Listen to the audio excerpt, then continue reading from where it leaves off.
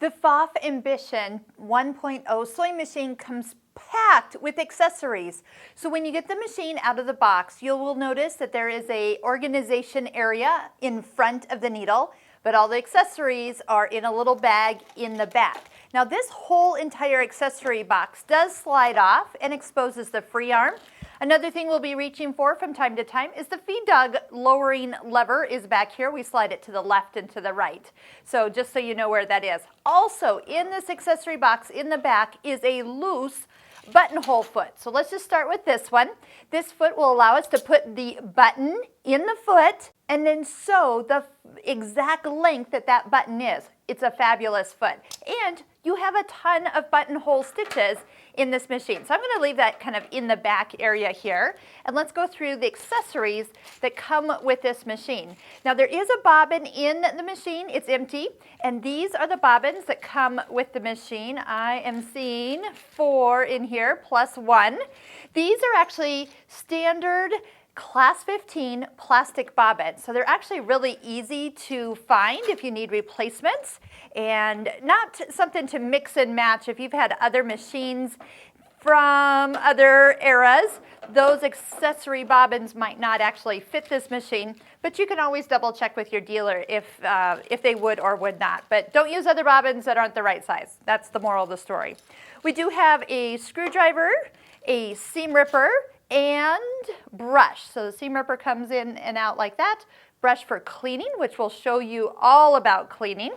We have a multi-purpose tool. We'll show you 3 uses for this. The most common one we use is actually a little hole at the end because that can get in and out, help you get your needle in and out of your machine. We have a vertical spool pin that will fit right up here at the top of the machine if you need to use a second spool, or we'll go into different threading scenarios where you might use that particular one.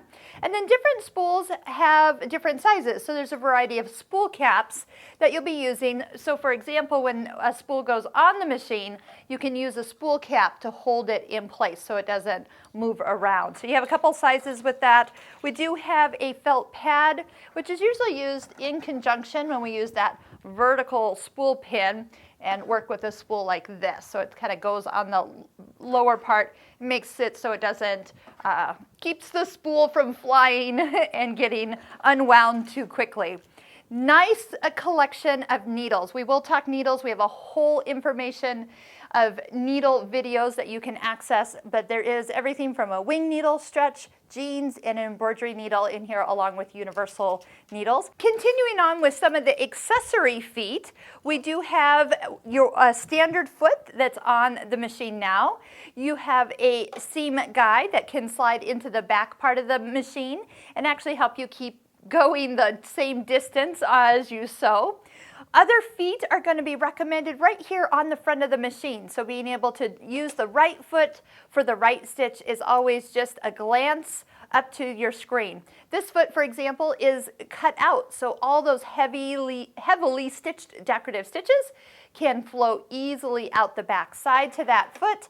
This is actually a zipper foot. The zipper foot has a number 4 on it, and it has a little, what I'll call 3 little tritons.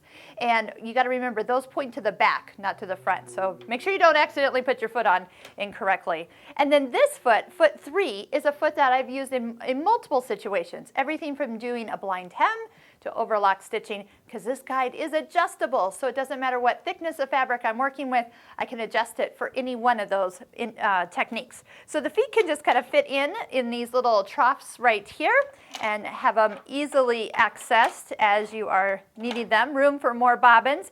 And anything that doesn't fit there, you can put into the back area for easy access as well. So once you have everything at your fingertips, we are ready to get started.